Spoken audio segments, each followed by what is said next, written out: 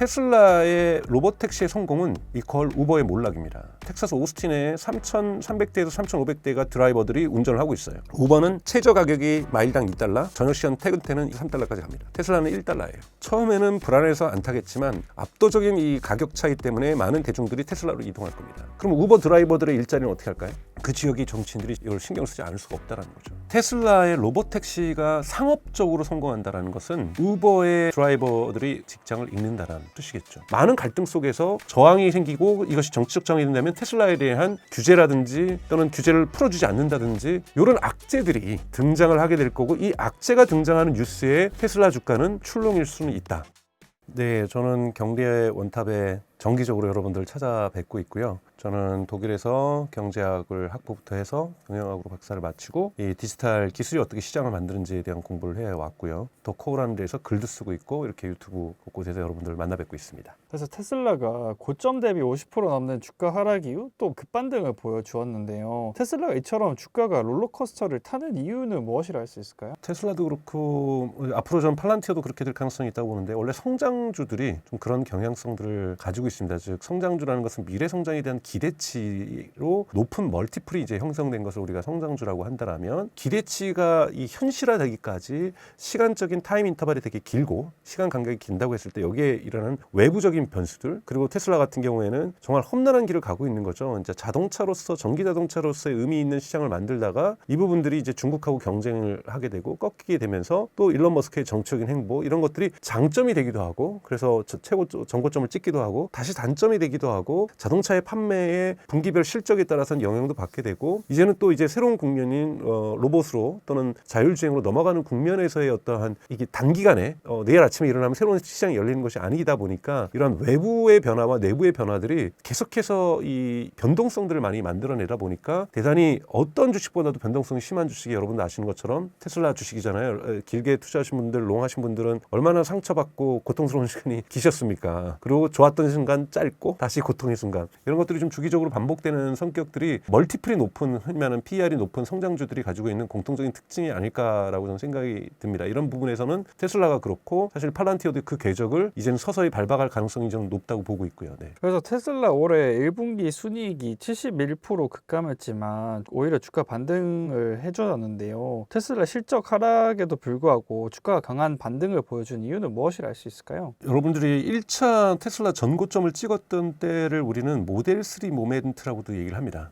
그러니까 모델 S하고 X가 나왔을 때 이것이 전기차 시장이 정말 대중화가 될까? 전기차 시장이 올까? 정말 여러분들 신기하기도 하지만 전기차가 이렇게 세상을 바꿀 것이라고는 누구도 기대하지 않았고요. 근데 테슬라가 한다니까 기대는 되는데 진짜 바꿀 수 있을까? 막 모델 3라는 걸 이제 뭐 대량 생산하겠다고 선언했는데, 일론 머스크 막 공장 가가지고 텐트 안에서 자면서, 침낭 안에서 자면서 프로덕션 헬이야, 여기 지옥이야 지옥, 막 이러고 지연이 됐었죠. 근데 진짜 그 프로덕션 헬이 끝나고 본격적으로 모델 3가 대량으로 생산되면서 올 수도 있겠구나 전기차 시대가, 이러면서 여러분 전고점을 찍습니다. 2차 테슬라의 전고점은 좀 정치적인 영향이 있었던 거고요. 지금 이제 전고점을 향해서 저는 다시 가고 있다고 저는 생각이 드는데, 이건 뭐냐면 모델 3와 같이 정말 자율주행이 될까? 얼마나 뜸들여 왔어요. 2018년부터 일론 머스크 뭐 자율주행 금방 될 거야 뭐 얘기를 하면서 여러 번 다 됐어, 뭐 내년이면 돼. 이거 이제 계속 듣다 보니까 그냥 본인도 얘기하잖아요. 늑대를 부르는 양치기 목동이 됐다고. 지난 1분기 실적 발표할 때도 얘기하고, 진짜 이번에는 진짜 자기 목동 아니다, 양치기 목동 아니다, 이번에는 내 말 믿어, 이렇게 얘기할 정도로 이런 부분들이 있다 보니까 진짜 이게 프로덕션 헬하고 같은 거죠. 근데 사실은 모델 3는 프로덕션 헬이 있지만, 이 지옥이 있지만, 생산의 지옥이 있지만, 자율주행은 여러분 앞으로 제가 천천히 설명드리겠지만 규제의 지옥이 있을 겁니다. 그래서 여러분 어쩌면 저는 말씀드리고 싶은 것은, 기술의 장벽은 이미 자율주행은 저는 가능한 시대로 지금 빠르게 진입하고 있다. 그리고 이것은 시간이 지날수록 더욱더 기술의 완벽성, 인간보다 안전한 기술력들은 더욱더 근접해 갈 것이지만, 여러 가지 규제의 장벽과 사회적인 저항의 장벽들을 자율주행은 만나게 될 것이다. 하지만 대단히 다이나믹한 세상의 변화들이 펼쳐질 수 있다. 이거에 따라서 대단히 주가가 상승도 하겠지만 하락도 하게 될 가능성을 대단히 가지고 있다. 그래서 롤러코스터는 이제는 끝난 것이 아니라 앞으로도 계속될 것이다 라는 말씀 좀 드리고 싶습니다. 그래서 안 그래도 오는 6월 12일에 미국 텍사스주 오스틴에서 자율주행 택시 서비스를 시작한다고 하는데요. 테슬라의 로봇 택시가 주가에 긍정적인 영향을 미치게 될까요? 지금 현재 저희 개인적인 예상은 6월 10일 전후로 해서 로보택시의 주가의 긍정적 효과는 끝날 거라고 봅니다. 선반영돼서 끝날 거라고 보고요. 그리고 1차적으로 그 다음부터는 좀 소강 국면이 올 거라고 보는데 여기에 대한 각종 비판들과 저항들이 발생할 겁니다. 우선 뭐 10대밖에 운영을 안 한다고 했으니까 물론 그것을 그 다음부터는 매주 뭐 20대, 30대에서 그래서 1000대까지 늘려나가겠다 얘기를 하지만 늘려나는 과정 속에서 10대 정도면요. 우리나라도 커버리지가 될 것 같아요. 유튜브 10명 안 갈까요? 한 대당 다 유튜버들 붙고 한 대당 언론들 붙고 한 대당 방송사들 붙으면 아마 테슬라 차량 뒤에 쫓아가는 차량만 한 5대가 되지 않을까? 그리고 나쁜 정책 의도를 갖고 있으면 일부러 급브레이크 한번 앞에 가가지고 쫙 밟아보고 그리고 한번 부닥쳐도 보고 여러 가지 일들이 해프닝들이 많이 일어날 겁니다. 그럴 때마다 이것이 출렁일 수가 있고요. 그 다음에 지금 일론 머스크가 여러분들 외신 보셔서 아시겠지만 워싱턴에 가 있습니다. 워싱턴에 가면서 가고 있는 것은 뭐냐면 연방교통부 장관이 약속했죠. 이 주정부하고 주마다 다른 도시마다 다른 각종 자율주행과 같은 규제를 연방 차원에서 단일화하겠다. 이것이 연방교통부 장관이 공언하고 약속했던 바죠. 근데 그것이 실현되기 위해서는 하원부터 해서 법이 통과돼야 됩니다. 그건 연방정부에만 장관에게만 맡겨둘 수는 없는 거니까 본인이 직접 하원들과 상원들을 만나면서 법안을 통과시키기 위해서 로비를 하고 있는 거죠. 근데 이것이 통과된다는 보장은 전혀 없는 상태인 거고요. 그리고 지켜보자는 것이 나올 거고 그 다음에 또 보셔야 될 것은 내년도에 중간선거가 내년 11월에 있습니다. 이제 1년 반 정도, 1년 반도 안 남았죠. 근데 여러분 보셔야 될 것은 미국에서 우버가 대중화되는 과정 속에서 택시 운전자들의 일자리들이 많이 우버로 이동을 했죠. 사라졌습니다. 한국 같은 경우에는 뭐 여러분 아시는 2009년 타다금지법 이런 갈등들이 있으면서 사실 우버 같은 공익 서비스들이 확장세가 멈췄었지만 미국은 뉴욕 같은 경우라든지 이런 데는 분신도 있었고요. 택시 운전자들의 이러면서도 우버가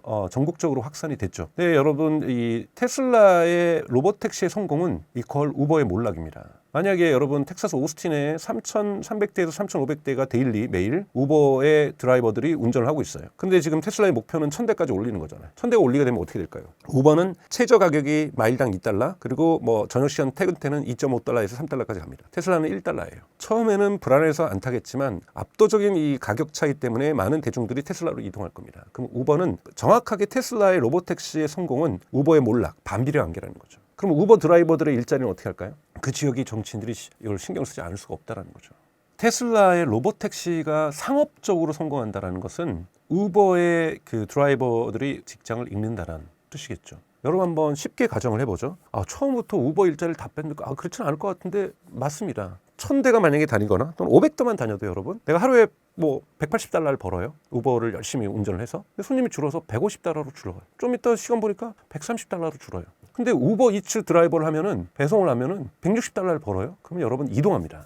내가 빵원 벌어서 그 자리를 떠나는 것이 아니라 동일 노동을 하는데 180달러를 벌다가 120달러로 줄어버려도 우버 드라이버들은 갑자기 30% 40%의 매출이 줄어버리는 거잖아요. 그럼 한 달 받을 수 있는 월급이 줄어드는 거고 그걸 막 가지고 생활을 해야 되는 노동자들은 되게 힘든 상황에 처하게 되는 거죠. 그러면 다른 일자리를 찾습니다. 그래서 테슬라의 로봇택시는 우버의 매출을 뺏어올 겁니다. 그래서 테슬라의 매출은 계산하기 쉬워요. 앞으로 추가되는 매출은 우버의 매출이에요.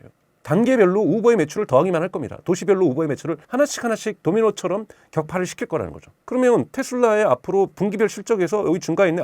우버 이만큼 빠졌겠네. 이렇게 보시면 되겠죠. 미국에서는. 그렇기 때문에 여기 수익률도 높을 거고 여기에 대해서 테슬라의 주가는 높아갈 수 있어요. 그러나 이때마다 우버의 드라이버가 도시마다 예를 들면 오스틴에 3,000명이 넘게 있다는 거잖아요.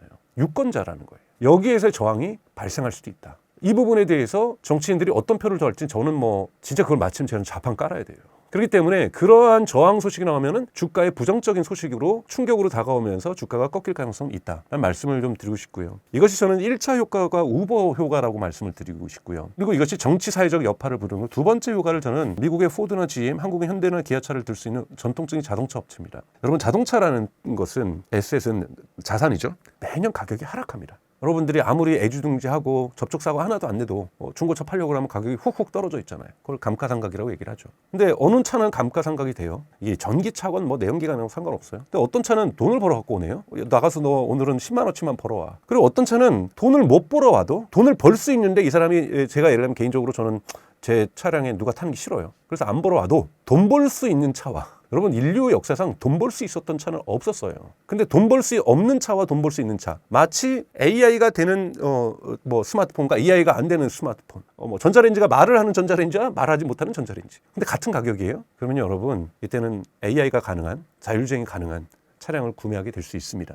물론 이것은 저는 2027년 정도부터 가능해질 거라고 봐요. 이것도 관련 규제가 풀려야 되거든요. 관련 규제가 풀리게 되면 풀지도 않을 수도 있어요. 기술은 성숙했어요. 자율주행이 되고 돈 벌어오는 차가 될 수도 있고 일론 머스크 에어비앤비처럼 당신의 집이 당신이 여행을 간 동안 돈을 버는 것처럼 당신이 차를 안 타는 동안 차를 돈을 벌게 해줄 것이다. 꿈과 같은 얘기죠. 기술적으로는 좀 가능할 거라고 봐요. 규제가 안 풀릴 수 있습니다. 왜요? 그러면 그 자동차 회사에서 일하는 모든 이 노동자들 거기에 나오는 벤더들 1차 벤더들 2차 벤더들도 몰락할 수 있는 거거든요. 그것이 정치적으로 왜 부담이 안 되겠습니까? 독일 같은 경우에 제가 이제 독일에서 이제 12년 정도 공부하면서 지내서 거기는 주 선거라든지 주지사 선거라든지 총선 같은데 우리 식으로 하면 거긴 대선이죠. 그냥 자동차 산업의 일자리가 그냥 계속 얘기돼요. 왜? 제1의 가장 중요한 일자리거든요. 엄청나게 정책으로 압박을 받습니다. 폭스바겐의 노동자만이 아니에요. 거기 1차 벤더들, 2차 벤더들, 3차 벤더들 몰락할 때마다 일자리가 그냥 이렇게 베어나가듯이 일자리들이 사라집니다. 여기 정치인들이 부들부들 떨어요. 그러면 테슬라가 돈 벌어오는 자동차 이거 불가능. 막을 수 있어요. 그래서 테슬라가 계획하고 있는 것, 일론 머스크가 계획하는 대로 그거대로 기술적인 템포가 진행되지 않을 수 있습니다. 이것이 2차 효과는 자율주행이 되는 차와 안 되는 차, 돈을 나가서 벌어오는 차와 안 벌어오는 차가 확연하게 차이가 나면서 에셋의 밸류에이션이 달라지면서 기존에 있는 자동차가 몰락할 수 있는데 에이 그거 안 팔린다고 뭘 몰락해? 아까 전에 우버하고 똑같아요, 여러분. 자동차가 안 팔려서 여러분 사업체가 망하는 것은 매출이 100이 이제 가장 높은 수준이라면 0으로 줄어서 기업이 망하는 게 아니죠. 70으로만 줄어도 기업은 망합니다. 뭐냐면 우리가 이제 이 생산 비용을 계산할 때 평균 비용을 계산하죠. 한 대당 차량 생산 가격. 규모의 경제 효과를 자동차는 만들어서 규모의 경제가 만들어진 자동차는요. 평균 대당이 점점 판매 대수가 늘어나면은 떨어지죠. 생산 비용이 떨어진다는 것은 판매 가격이 고정돼 있으면 이윤이 커진다는 겁니다, 여러분. 그런데 대수가 줄어들면은 0으로 갔을 때가 아니라 어느 중간쯤 가면은요. 생산할수록 손해가 돼요. 그럼 나머지는 생산하는 것이 의미가 없어지는 거거든요. 이래서 몰락하는 거죠. 이렇게 몰락이 이루어지게 되면 큰 판별화가 이루어지기 때문에 사회가 그것을 받아들이지 못하게 됩니다. 그리고 또 하나 2차 효과가 있어요. 그러니까 1차 효과, 2차 효과는 옆에 있는 연관 산업이 부정적인 효과가 있습니다. 자동차 보험 어떡할까요, 여러분? 사고가 적게 나요? 우선 보험 지불이 보험 장사가 안 되겠죠. 그리고 기본적으로 사람들이 차를 적게 탈 수도 있어요. 예를 들면 저 같은 경우에는 제가 2018년에 차를 사서 새 차를 사서 지금 2025년인데 44,000km를 뛰었습니다. 당시에는 전기차가 거의 없어서 테슬라가 한국에 들어오기 전이라서 제가 플러그인 하이브리드를 샀습니다만 이것 때문에 저를 비판하시는 분들도 계신데 제가 아직 테슬라 새로 살 돈이 있으면 테슬라 주식을 사고 있기 때문에 이해를 좀 해주시고요. 저도 빨리 전기차로 옮겨가고 싶습니다. 그런데 매년 계산해 보면요, 저는 사실은 매일매일 택시를 타고 다니는 것이 가장 경제적이에요. 보험료 나가죠. 자동차 세금 나가죠. 계속 뭐 유지비 나가잖아요. 주차 장비 나가죠. 그러면 사실 매일 택시 타고 가는 게 맞아요. 근데 안 타게 되죠, 사실은. 대중교통도 가끔 물론 술 마시고 이러면 택시를 탑니다만 택시를 잘 안 타게 돼요, 저 같은 경우에는. 그런데 만약에 택시 가격이 반 가격으로 인하가 된다? 지금 로봇택시가 시장 파괴적인 이유는 그 가격입니다, 여러분. 비용이 1마일당 미국 기준으로 뭐 그럼 1점 몇 킬로겠죠? 1마일당 1달러예요. 근데 이거 1달러의 비용이 진짜 비용이고 여기다 추가로 마크업 프라이스를 해가지고 뭐 이것이 아니라 원래 순수 비용은 17센트가 18센트고 여기에 테슬라의 이윤을 계산했을 때 그 소비자들에게 청구할 비용이 1달러라는 거예요. 이것이 우버는 여러분도 아시겠지만 카카오는 그러한 다이나믹 프라이싱이라고 하는 것을 잘 안 하지만 출퇴근에 수요가 많아지면 가격이 올라가는 경향을 가지고 있습니다. 우리도 뭐 이렇게 돈을 좀 더도 올리잖아요. 뭐 블루를 택한다든지 뭐 이런 것처럼 가격이 올라가는데 테슬라는 그런 것을 안 한다고 가정을 한다면 엄청난 가격 차이가 나는 미니멈 반 가격이에요. 반. 그럼 여러분 한국에서 택시 가격이 반 되면요. 저 같은 사람은요 차량을 포기할 거예요. 테슬라가 아무리 버려오는 차량을 할 수도 있겠지만 뭐 그냥 저는 차량을 포기할 겁니다. 그리고 그냥 에브리데이 홀리데이 매일 택시 타고 다닐 거예요. 이런 사람이 10%만 생겨도 시장에 자동차 보험회사의 매출은 10%가 줄어드는 겁니다. 근데 자동차 보험회사는 사고도 또 줄어들어요. 그러면 점점 이 자동차 보험이 사고가 줄어드니까 나가는 보험료가 비용이 좀 줄어들지 않아? 그러면 보험료도 줄어듭니다. 우리 사고 계속 무사고 지나면은 보험료 줄어들잖아요. 가장 중요한 거는 보험 가입자가 많아야 돼. 그래서 나머지 사고 난 걸 이걸 메꿔주는 거거든요. 자동차 보험도 붕괴될 수 있습니다. 그러면 자동차 보험회사도 문제지만 거기에서 보험 영업하시는 분들 문제가 될 수 있죠. 주유소는 당연히 그 전에 많이 줄어들 거고 그러니까 이런 식으로 사회적으로 산업 구조가 바뀌게 되는 과정 속에서의 갈등들이 투표로 연결된다라는 거고 이 투표로 연결되는 데서의 테슬라에 대한 저항선이 지금보다 EV로 가는 건 저항선이 그렇게 강하지 않습니다, 여러분. 지금 EV 초기 시장은 망하지 않거든요. 근데 EV가 많아지면 내연기관 중심으로 망하는 기업들이 나타나겠죠. 지금 전기차끼리도 이제 시장 조정에 지금 중국은 들어갔잖아요. BYD가 30% 내렸다? 저는 중국 공산당의 허락 없이 그렇게 내리지 않았을 거라고 봐요. 중국 공산당이 본 거예요. 100개가 넘는 자동차 기업들, 지금 중국의 자동차 기업이 100개가 넘습니다, 여러분. 그거 지금 15개나 7개로 줄이겠다는 거잖아요. 그럼 시장 정리해 주려면 어떻게 합니까? 여기는 가격을 내려도 BYD는 이윤을 남길 수 있어요. 저기는 가격 못 내려요. 근데 안 내리면 안 팔리겠죠. 망하는 겁니다. 조정 작업과 시장 정리 작업을 하고 있는 거잖아요. 이러한 과정들이 있는 것처럼 지금은 아직까지는 시장 조정 작업들이 내연기관차 시장에는 없었는데 이제 그것도 들어가게 될 거라는 거죠. 전기차도 그렇고 내연기관차도 이렇게 들어가게 되면서 이제는 자율주행 중심의 AI가 장착된 자동차로 산업이 패러다임이 바뀌게 되면 많은 갈등 속에서 저항이 생기고 이것이 정치적 저항이 된다면 테슬라에 대한 규제라든지 또는 규제를 풀어주지 않는다든지 이런 악재들이 등장을 하게 될 거고 이 악재가 등장하는 뉴스에 테슬라 주가는 출렁일 수는 있다. 이런 말씀을 드리고 싶습니다. 물론 보완되는 요소도 있겠지만요. 네. 어떻게 보면 되게 또 한 번 테슬라가 엄청난 시장 파괴적인 그런 움직임을 또 보여주는 걸 할 수 있겠네요.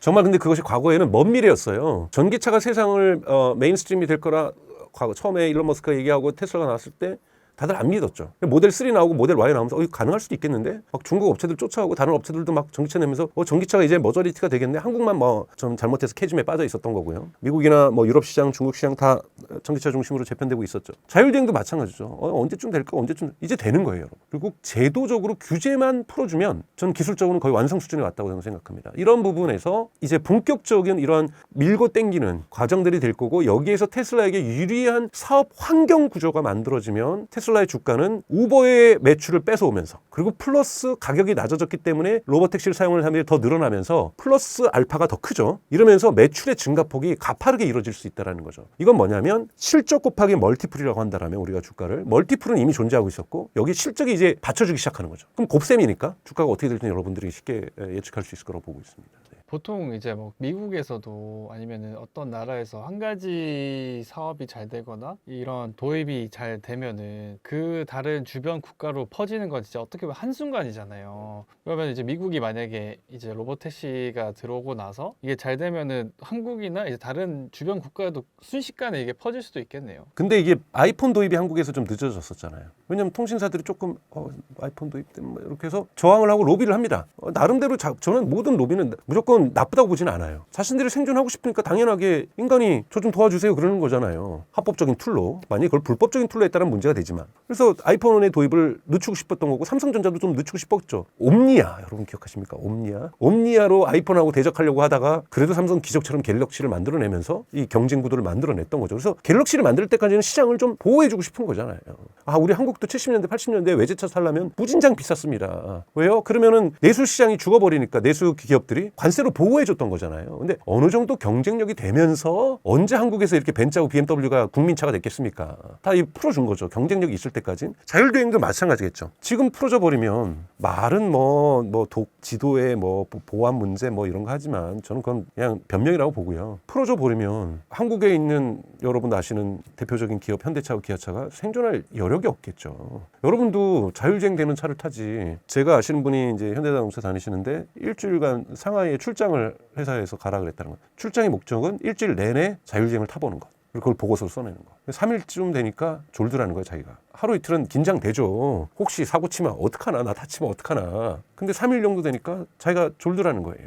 처음에는 수용성이 한두 명, 서너 명, 10명, 20명, 100명이 되겠지만 점점 타보고 긍정적인 경험들이 확산되면 어느 순간 자율주행을 훅 가면 자율주행 안 나는 차를 탄다는 건 뭔가 인생 2막 같잖아요. 누구는 출근할 때 바디 프렌즈로 의자 바꿔가지고 안마 바꿔두면서 출근하고 퇴근하고 출퇴근 시간 직주 근접 못 하더라도 멀리 하면서 푹 자고 가고 아니면 막 일하고 가고 아니면 넷플릭스 보면서 가는데 자기는 막 긴장해서 운전하고 가고 그 운전이 피곤해서 막 집에 가면 소파에서 일어나지는 못하고 있고 여러분 이것이 달라지는 거예요. 어떤 회사는 제가 보기엔 회사에 보너스로 그런 거 줄 거예요. 자율주행 승차권 몇 개 이런 식으로도 바뀐다면 그리고 그런 사람들이 부러워지면 이거는 그때부터 마케팅 끝난 겁니다. 부러우면 끝나는 거예요. 그러면 왜 우리는 못하는가? 한국 사람들이 또 한국에 안 들어와도 막 관광을 갔다가 미국 가서 자율주행 막 타보고 지금도 우버 많이 타잖아요. 우버에서 웨이모, 구글의 웨이모 많이 타는데요. 뭔가 왜 우리는 이거 도입 안 하지?